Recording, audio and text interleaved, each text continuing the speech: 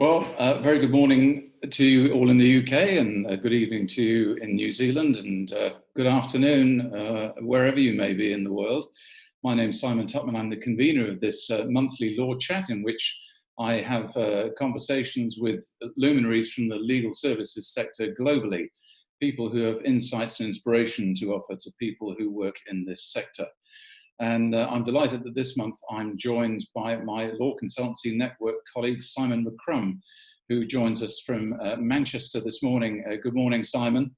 Good evening. Simon has been a solicitor since 1990. He charmed his teeth, as it were, with Pennoni in Manchester before exiting to become managing partner of Darby's in 2007. Just at the height of the global financial crisis. But within a couple of years, he'd managed to turn that firm around, and it became the fastest growing law firm in the UK, recording growth over 2 consecutive years of over 35%. In 2016, he exited to set up his own management consultancy firm, and nowadays he helps firms strengthen their foundations for the future and effectively build a platform for growth. Recently, he's published his first book, The Perfect Legal Business. Here it is. And he's going to be talking to us a little bit about that, I'm sure, today. So, Simon, very warm welcome from New Zealand. Thank you for coming on Law Chat. My pleasure. Absolute pleasure, Simon. It's been a very interesting year, has it not? Boy, oh boy. It started off, I recall the early part of the year well. January, February, I'd actually put myself in kind of self-imposed isolation to write my book. And round about February, the pandemic burst onto the scene in the UK, absolutely whacked the UK legal industry, and I stopped what I was doing, as in writing my book, and I immediately turned because I recalled very well, Simon, something you mentioned there. I became the managing partner with very limited knowledge about being a managing partner in September 2007. If you look at the graphs, that was the week that the credit crunch started, and I had to make it up. There was nowhere I could go. I didn't feel there was a source, a font of knowledge that could help me through this. So I nearly drowned and swam. It got through it in the end. And I was determined this time that there would be somewhere for law firms to go. And I started doing my weekly law firm in lockdown surveys and reports and briefings, all still on my website, so that managing partners could talk to someone who'd been through this. And it went down a real storm, and I learned even more than I knew about getting through a crisis. I bet you did. And as I recall, you did about 8 surveys over the last 5 or 6 months. Is that correct? Yeah, I started off doing them once a week. I kind of, it was a real labor of love, because I promised various things. I'd put the questions out, you give me the answers, I'll do a report within a day or two. Nearly killed me, but it was absolutely priceless. And the kind of feedback I got about these weekly reports was amazing, because well, what was really amazing was the honesty I got from law firms. We are doing this. We are not ashamed to say we are furloughing staff. We are restructuring. And people just said, crikey, it's not us. It's transparency with it. It's actually teamwork within an industry.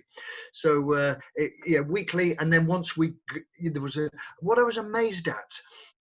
I don't think, looking back to 2007, I don't know what your take on it, Simon, was, but in 2007, the legal industry got caught on the hop and then was slow to react. This time we acted, I don't think anyone was ready, but we acted immediately as a profession. We acted like businesses.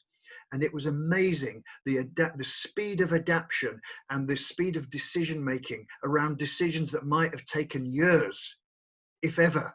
They were acted. There was decisions and acting. Amazing to see. There was presumably still a lot of anxiety as well. Yeah, I mean what I used to get in my surveys were I used to say, how do you feel about the week ahead, or later on, how do you feel about the month ahead?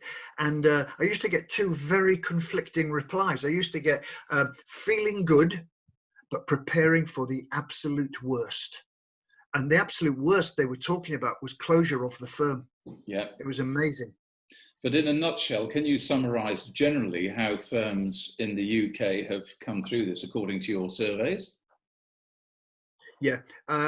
Following on from what I was just saying, it was they came through it strongly, robustly, and are better businesses for it.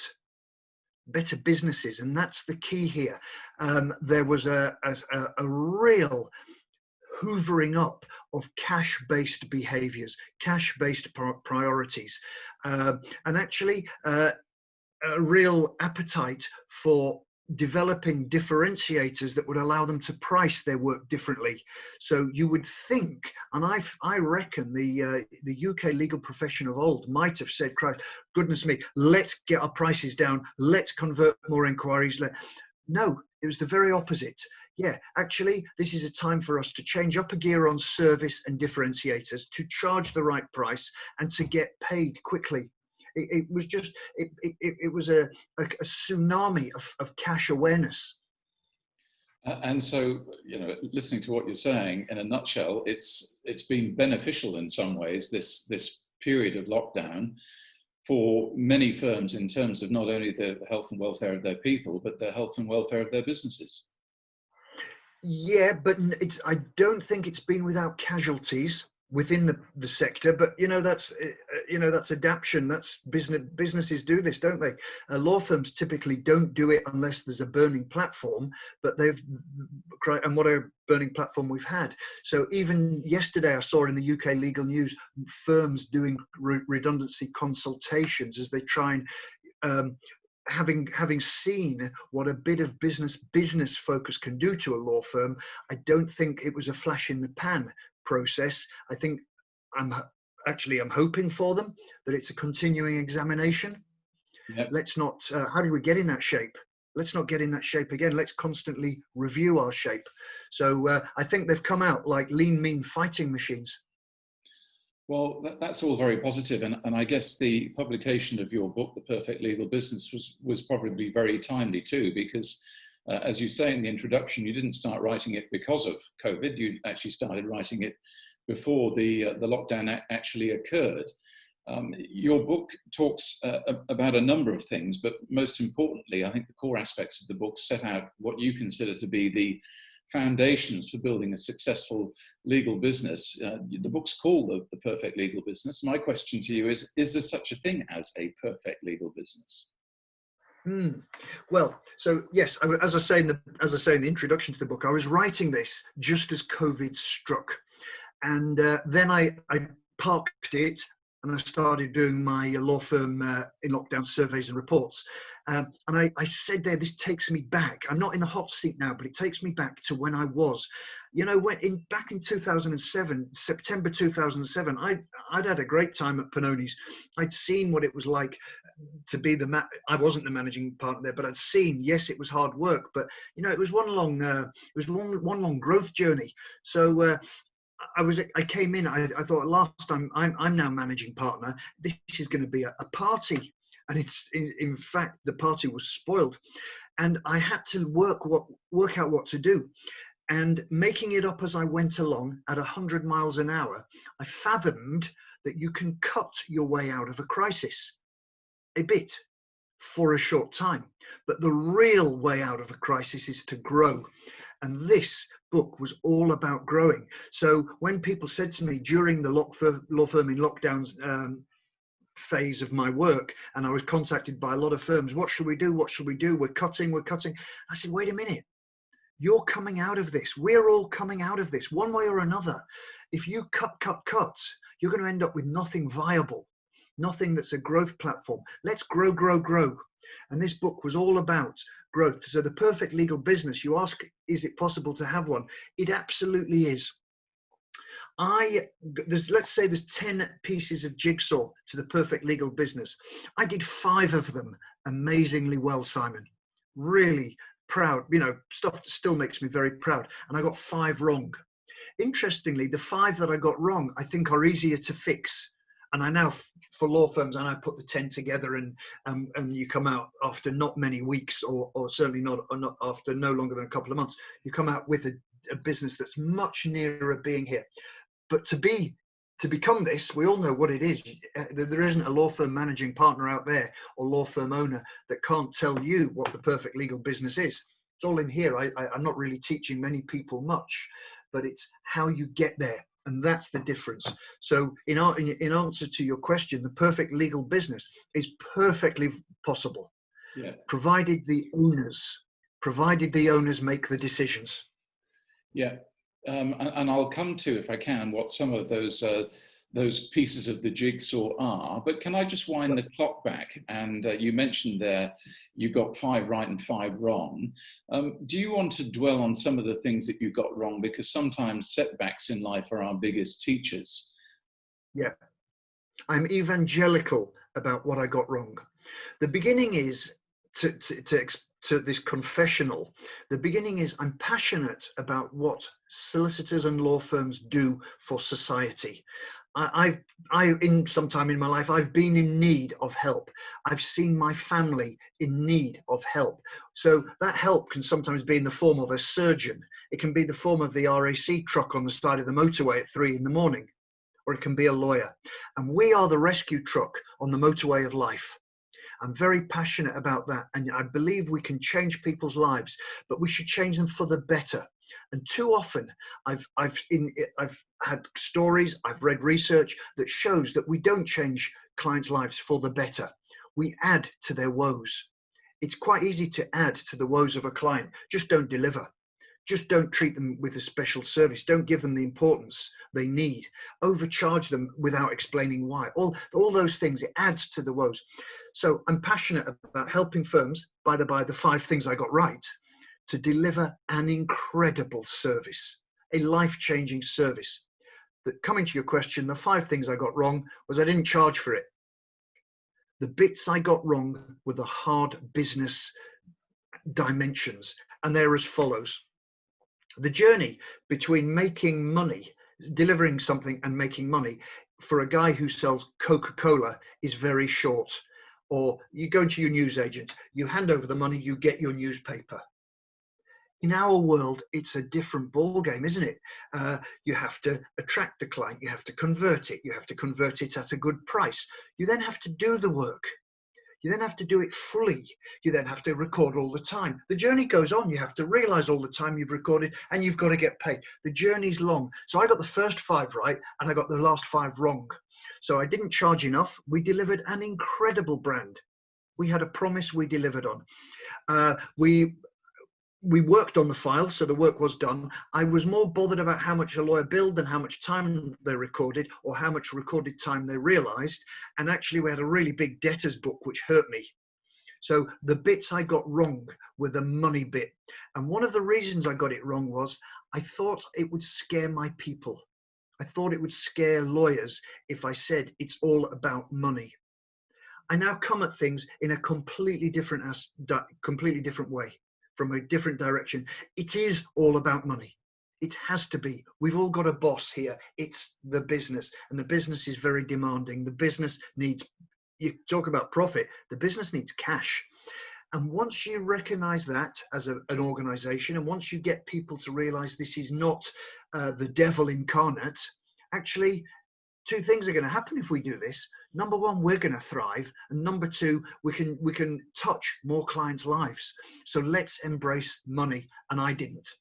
Yeah, but it all starts, though, does it not, with the philosophy that you just espoused, and that's being passionate about helping people in society, because as you say, a lot of lawyers don't. And it's been my experience, certainly, that there are quite a few lawyers and indeed law firms there that are more focused on the profit and loss account than they are actually making a difference in their clients' lives. So isn't there a nexus between, firstly, the philosophy that drives you and the reward being profit or cash? Absolutely. There's something of a balance, and the balancing factor is easy to articulate. You can be all about money. The business, the boss, as I call it, wants you to make money, but the business really wants you to make money in a sustainable, increasing way. And those are the balancing catalysts, because if you treat your clients like dirt and you treat your people like dirt and you just want to pay them as little as possible and charge the clients the max, it's not going to be sustainable. and you know, history's littered with firms that were just money grabbing, or certainly in the UK. The sustainability comes from treating your people wonderfully and treating your clients wonderfully. And one of the things that struck me, Simon, in this book was the reiteration of a lot of the basics of business, which I think is sometimes overlooked in some firms, at least in my experience, and I'm sure you'd agree. And when we reflect on that in terms of the word growth, I'd be interested to know what your experiences are of if you talk to, say, a lawyer or a managing partner over there and he starts talking about growth, and I think you expand on this in the book, you know, they may come back and start talking about growth from a very sort of rigid perspective. In other words, well, more offices or more clients or making more money or more staff. But you actually qualify what you mean by growth in your book, don't you? Yeah. I think growth is a fundamental part of our industry. So certainly, of the hundreds of firms I've seen, growth is necessary. And one of the reasons growth is necessary is you can't run a business where your lawyers are leaving. It's a complete distraction. And I had a conference recently where a recruitment consultant, a legal sector recruitment consultant, did some research for me. And because I said to him, he was the speaker for me, and I said, now tell me, of the 100 or so candidates that you've recently acted, why did they each take your call, or why did they ring you?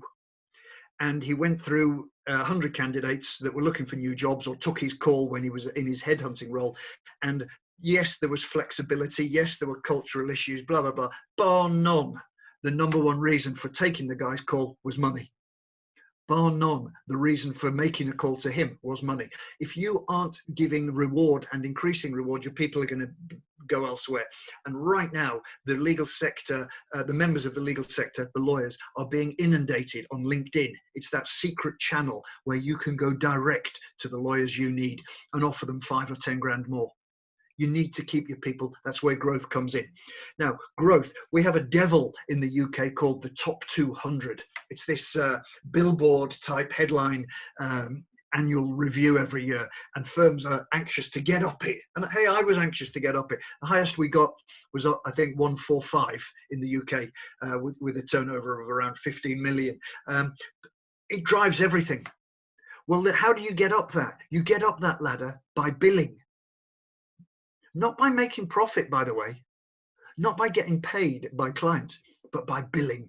And that is the kind of growth that I think our industry over here, that's the crack cocaine, which maybe gives you a high, but boy, oh boy, there's cold turkey, because growth without the right cash behaviors, as I go through in my book, is an absolute killer.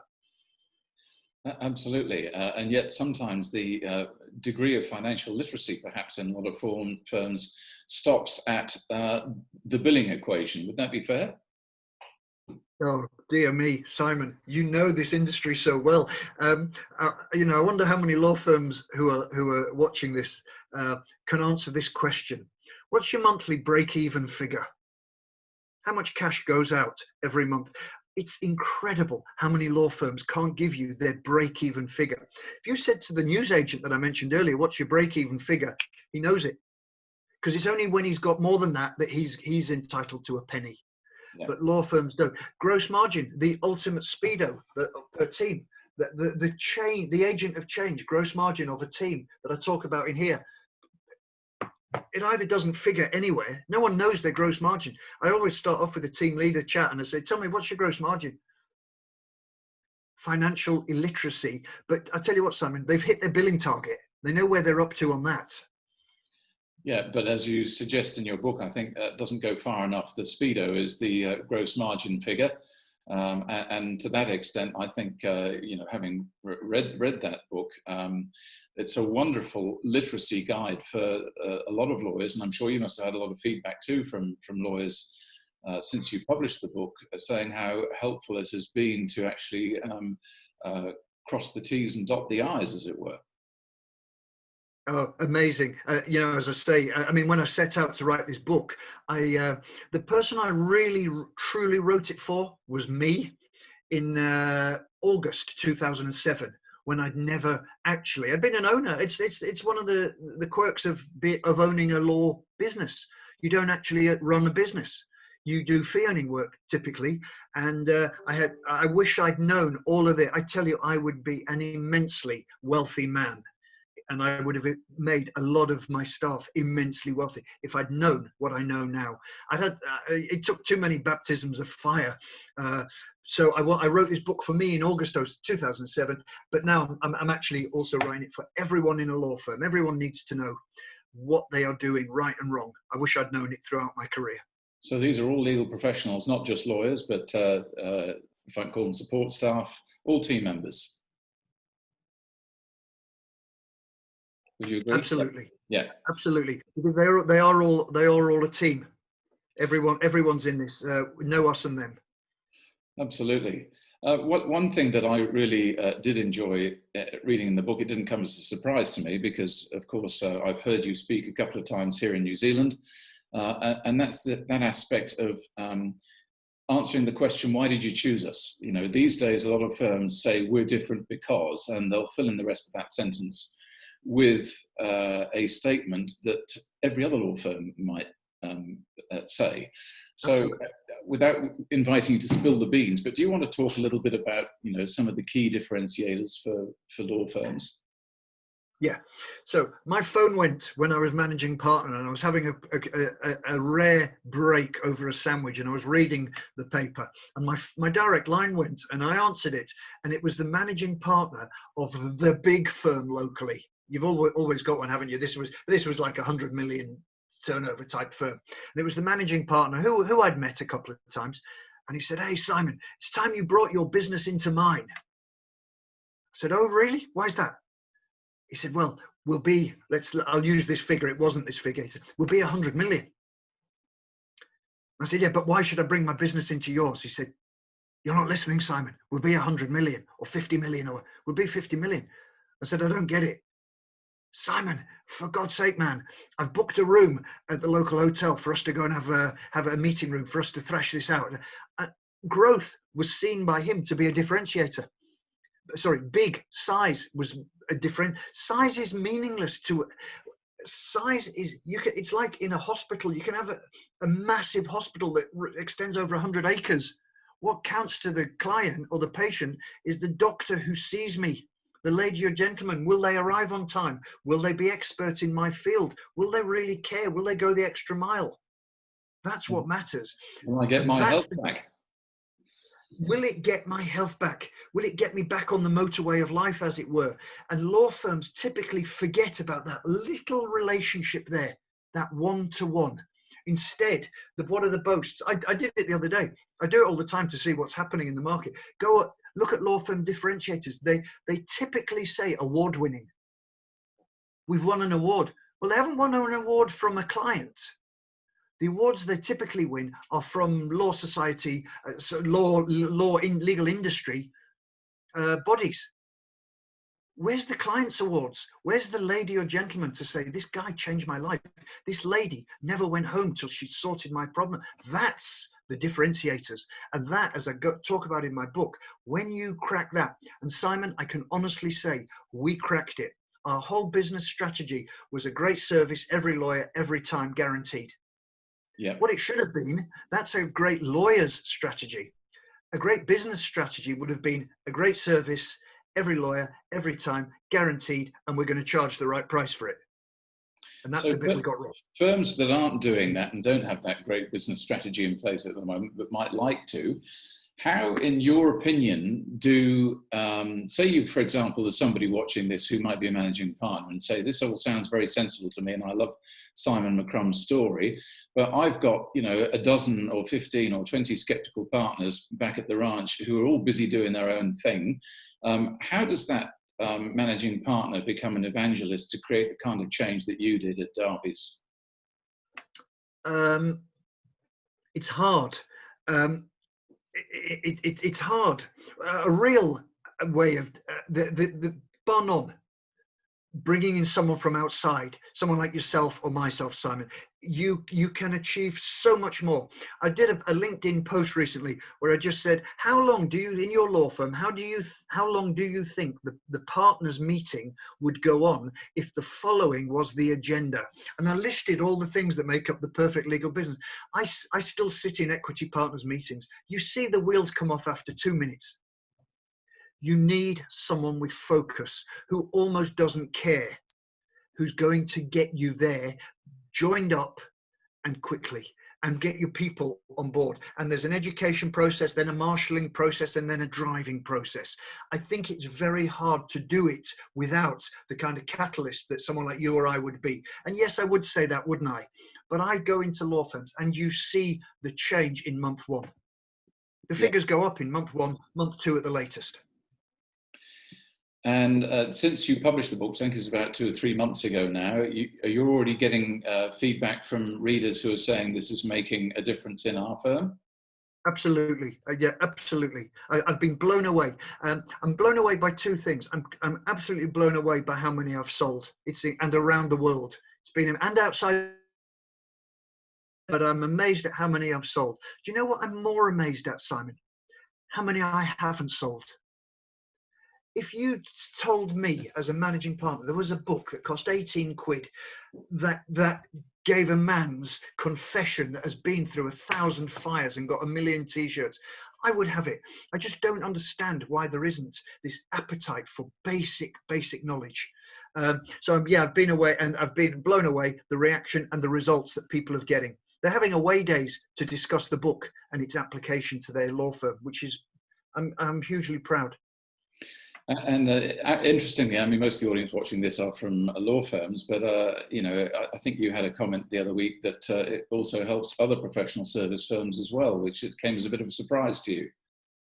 It kind of did. We were chatting earlier. I've actually ran a course for a firm of accountants, interestingly called The Perfect Accountancy Business. And it's the same stuff. Who doesn't want to have clients queuing at the door, talent queuing to come in, both of them staying, clients not giving a damn about what you charge them, and clients giving you all their work? Those are business benefits, not law sector benefits, are they? Absolutely. What business wouldn't want that, I guess? So we've just got a couple of minutes before we wrap up here, but for those who are either watching this live or watching the recording, if they want to find out more about you and the book, where do they go? Well, McCrumandCo.com is the only place you can buy the book in the UK, but they can buy the book through you as well, Simon, can't they? I've got a few copies here in New Zealand, so any New Zealand viewers or listeners to this podcast today, feel free to drop me an email too, but otherwise they can contact you, I guess, through McCrum & Co. McCrumandCo.com, yeah, absolutely. This is eminent. I mean, I'm evangelical about this. Don't do what I did. Work your butt off to change clients' lives. Work your butt off to change your people's lives and not benefit financially. That's what this is about. But they go together. You can't make a load of money without delivering an amazing service and offering your people an amazing life. It all goes together. Do you mind me asking about the lemons on the front? You got to buy the book, Simon. It's all about lemons. If you haven't got lemons, I don't know how you can even dream of growing your business. The lemons are great. I just wonder what's going to be on the front cover of the next book. But shall I show you it? Can I show you it? Yes, please do. Now this will have you wondering. Wonderful. All right. Okay. Yeah. Well, I've got a whitish t-shirt on. And you've got a black t-shirt on. I have. Keep me guessing. When's that due for publication? Early in the new year. It's a major work. It's involving a lot of interviews of lawyers, clients, lawyers and clients, both, and law firm owners. So it's coming, and this one is all about t-shirts. Fantastic. Well, look, I look forward to reading it, and I'm sure many other viewers will do as well. I don't think I've had any questions today from anyone. I just had a thank you there from someone who tuned in. But for now, I'm going to say to you all the best, and thank you for joining us from Manchester this morning, this afternoon, and I'll look forward to chatting up with you again before too long. But enjoy Christmas, and stay safe and stay well, Simon. All the best to you and your viewers. Thank you, Simon. Thanks, all the best. Bye-bye.